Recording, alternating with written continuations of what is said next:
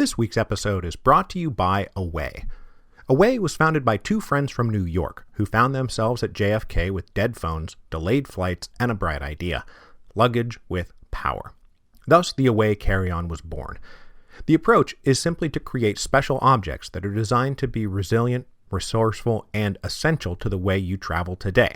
They ask thousands of people how they pack, why they travel, and what bugs them most about their luggage, and then Away designed a bag to solve a few old problems like sticky wheels and a few new ones like dead cell phones. With Away, you get to choose from a variety of sizes and colors. There's the carry-on, the bigger carry-on, the medium, or the large. And both sizes of the carry-on are able to charge all cell phones, tablets, e-readers, or anything else that's powered by a USB cord. A single charge from an Away carry-on will charge your iPhone 5 times. All suitcases are also made from premium German polycarbonate, unrivaled in strength and impact resistance, and also very lightweight. The interior features a patent-pending compression system, which is helpful for overpackers. It has 4 360-degree spinner wheels, which guarantee a smooth ride, and a TSA-approved combination lock is built into the top of the bag to prevent theft. The Away bag also comes with a lifetime warranty. If anything breaks, they will fix it or replace it for life. And then there is the 100-day trial, because you can live with it, you can work with it, you can travel with it, and if at any point you decide it's not for you, you can return it for a full refund with no questions asked. Our Away travel bag continues to be great for our world travels. The lightweight design makes it easy to maneuver around sidewalks, on and off the metro and trains, and in and out of planes. And on more than one occasion, the USB power source has saved me from a dying cell phone. So for $20 off a suitcase, visit awaytravel.com/revolutions20 and use the promo code revolutions20 during checkout. That again, for $20 off a suitcase, visit awaytravel.com/revolutions20, that is 20, the numeral 20, and use the promo code revolutions20. Hello, and welcome to Revolutions.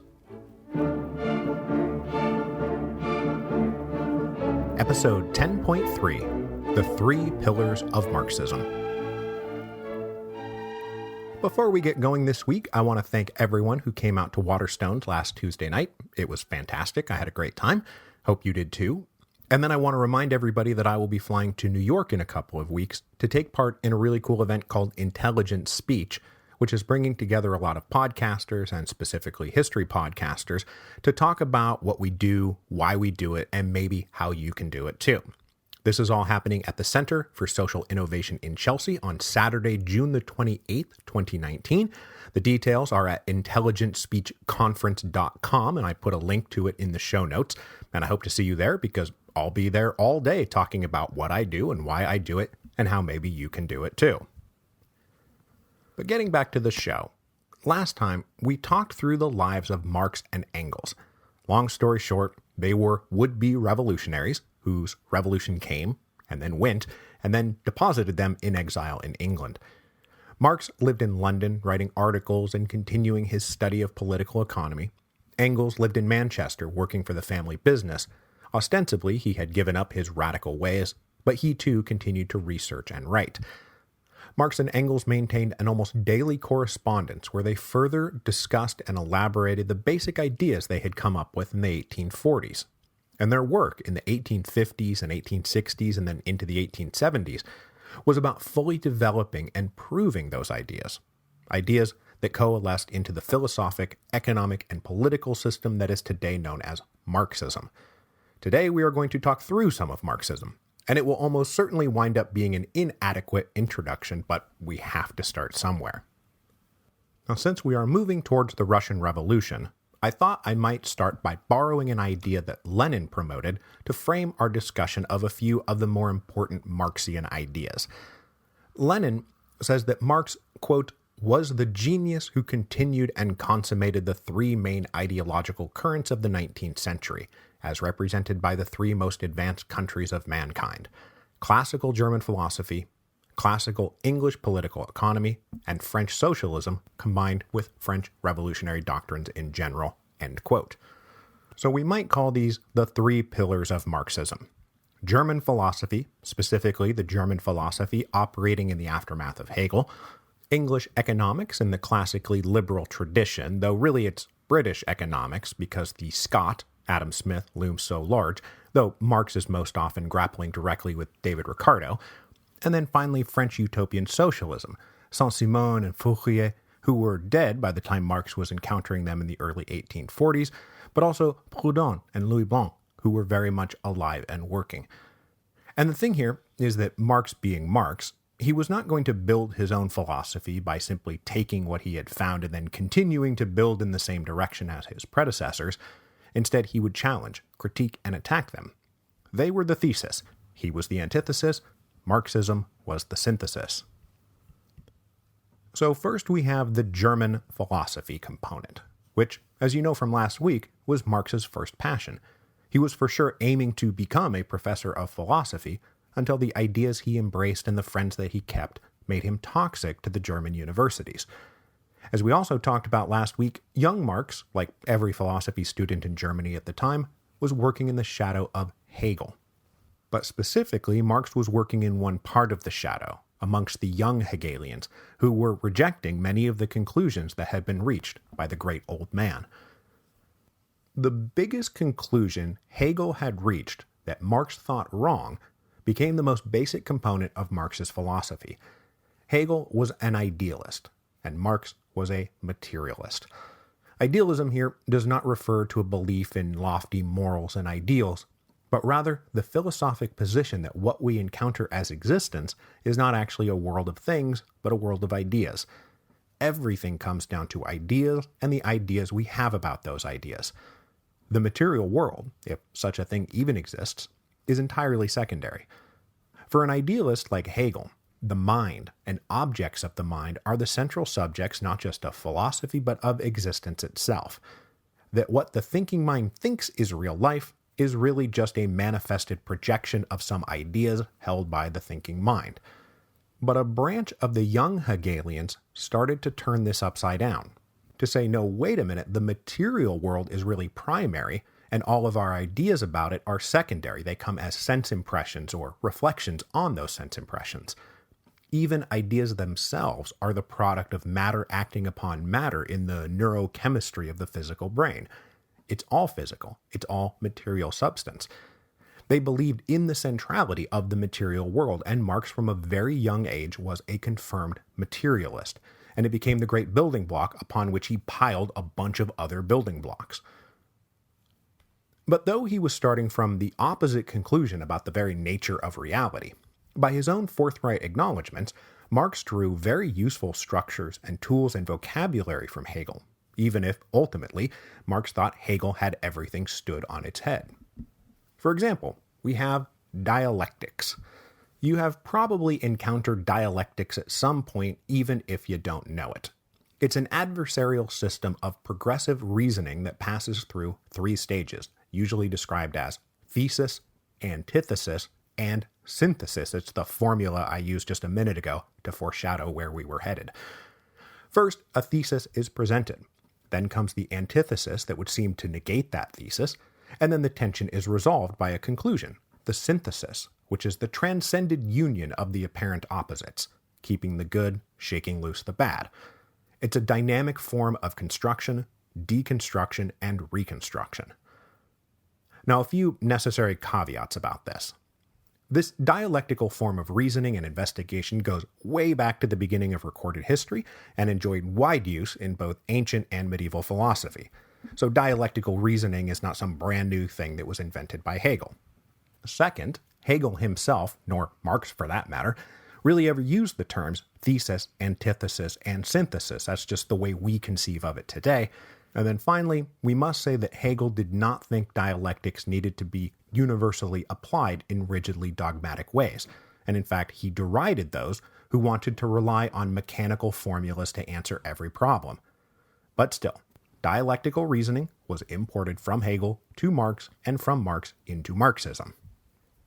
This re-innovation in dialectical reasoning was exciting to early 19th century German philosophers because it seemed a necessary antidote to what had built up during the Renaissance and the Enlightenment and the Scientific Revolution, when philosophers started relying on different methods of investigation and experimentation.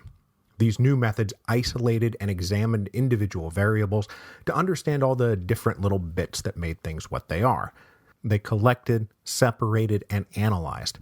They arranged things into orders, classified them into complex schemes, and then took the component parts of the component parts and further isolated and documented those. Everything was put in a specimen jar and labeled. This was done not just for things in the material world, but also for ideas and concepts. They divided them up, yes and no, true and false, positive and negative, cause and effect. But they struggled, because sometimes a thing is not just one thing at a time. It was many different things, and often apparently contradictory things.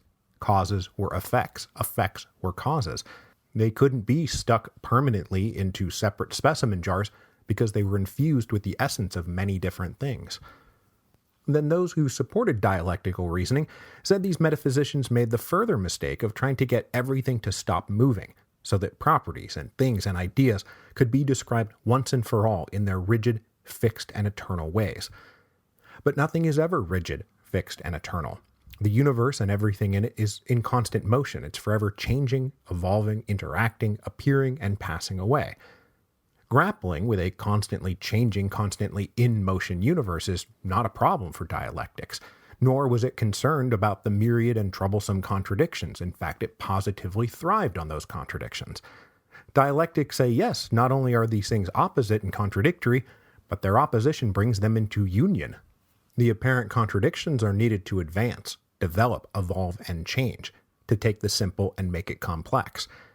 And so we as humans need to understand the dynamic dialectical process of unfolding transformative conflict between opposites as the path to understanding the true nature of existence. Marx then took his materialism and these dialectics and combined them with another of Hegel's big ideas and then really ran with it. That the confrontations and conflict between apparently contradictory forces was the driver not just of philosophical advancement, but of human history. So now we have the foundational concepts that allowed Marx to develop the core philosophy that underlay all of his future research and political activism, dialectical materialism. Shut out of the ivory tower and forced into the grubby world of being a political journalist and activist, Marx took his materialism and these dialectical patterns of reasoning and applied them to the grubby world within which humans actually lived. And in so doing, he started having epiphany after epiphany. First, thanks to his understanding of flux and change, becoming and passing away, he advanced beyond the materialism of guys like Newton, who were always trying to fix and pin down immutable laws for eternal bodies.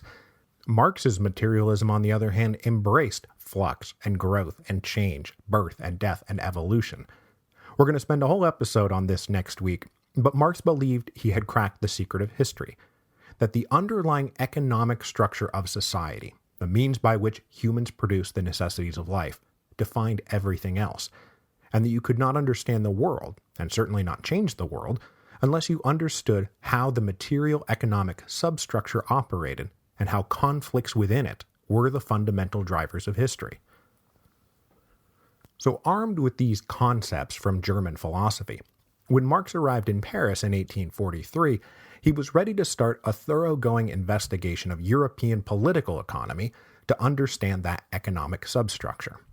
This is a project that would remain ongoing for the rest of his life until his death in 1883.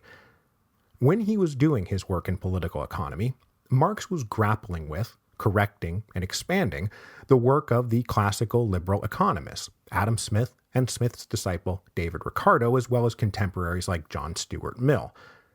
And though in the modern popular imagination Adam Smith and Karl Marx are considered polar opposites, never the two shall meet, but Marx for one did not think of himself as the enemy of Adam Smith, and most of Marxian economics is working in the tradition of Smith and Ricardo, even if, as in all things, Marx was aggressively critical of everyone who came before him. So this transitions us from Marx the philosopher to Marx the economist, from the German philosophy pillar to the English economics pillar, as Marx attempted to understand the material substructure of civilization. And when you read Marx the Economist, you get hit with a lot of jargony concepts, most of which sound indistinguishable from some of his other jargony concepts. mode of production, factor of production, means of labor, subject of labor, instruments of labor.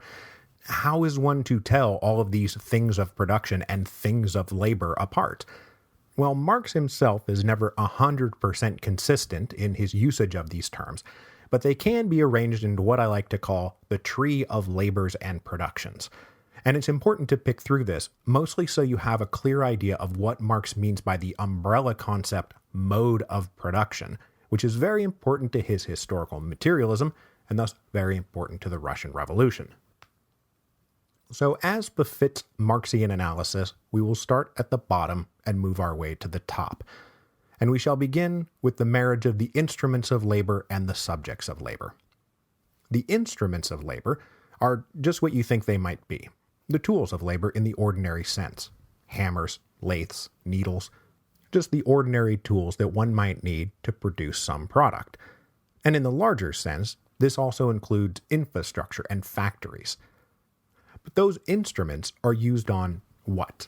Correct. They are used on the subject of labor, which you would consider the natural resources or raw materials, wood, metals, textiles, the stuff a product is made out of.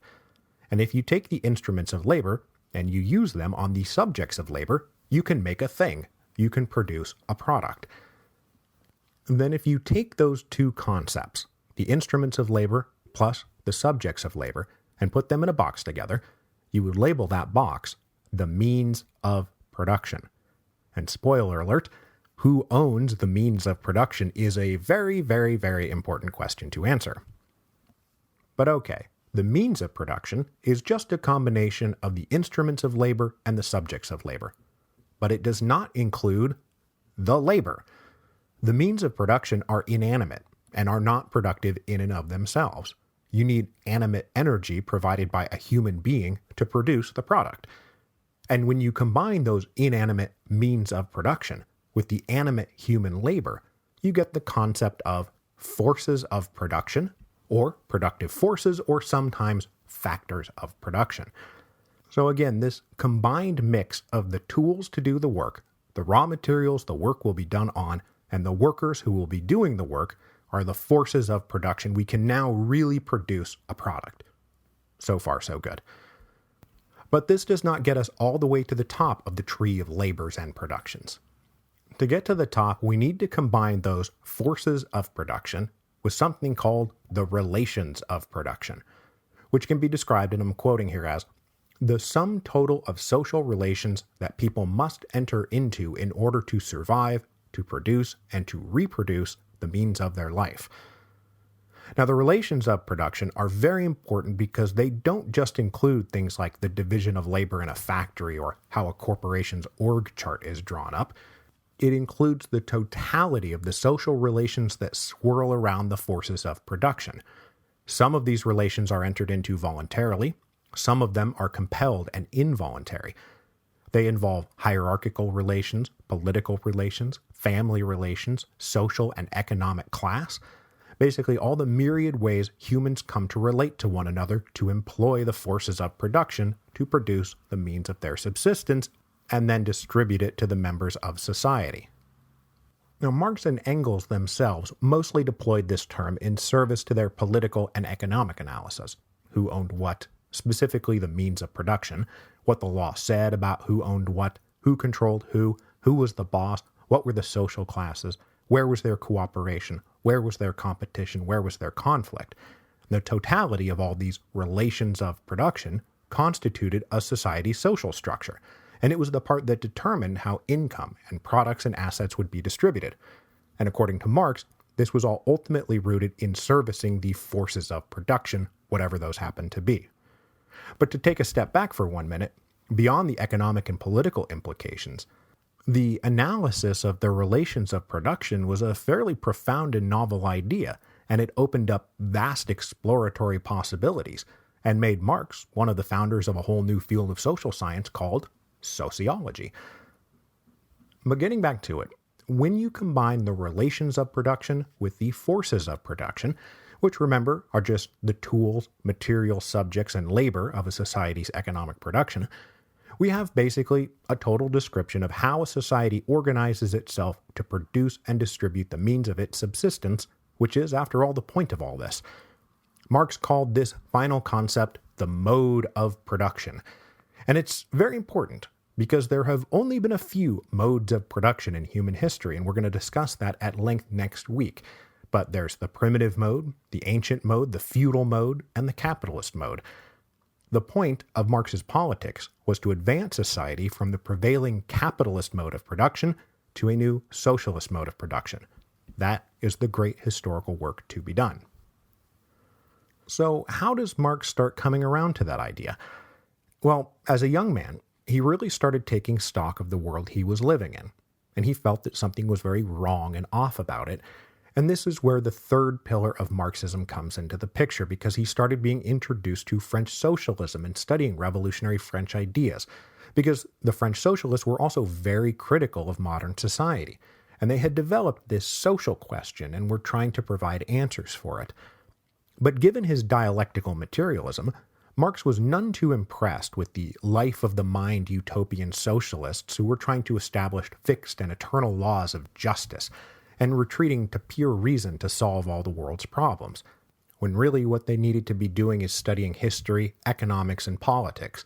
How are you going to answer the social question if you don't understand the question? So Marx took these three pillars, German philosophy and English economics and French social theory, and started to try to build his own answer to the social question.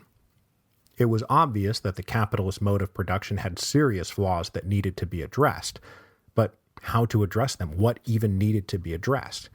What made this new era of modern economics different from previous periods of history? Now, we're going to talk more about this next week, but clearly the profit motive as the central organizing principle of economic life was a defining feature of the new capitalist mode of production. The idea that the point was not just to produce the necessities of life, but to produce commodities that could be sold at a higher price than it took to produce them, and then have this profit-seeking commodity exchange not just confined to small local town markets, but to envelop every aspect of social and economic life. This led Marx to ask, well, where does profit even come from? And to answer this question, Marx developed the labor theory of value, which basically says that the root source of value, and thus profit, is labor. Labor is the magical ingredient which allows one to purchase a bunch of inanimate instruments of labor and subjects of labor, and then later sell the product that those instruments of labor had turned the subjects of labor into for a higher price, for a profit. And Marx says even more specifically and emphatically that this is a process of exploitation.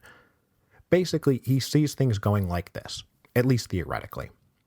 The cost of securing one day's labor from a worker must at least be equal to the cost necessary to keep that worker alive for one day.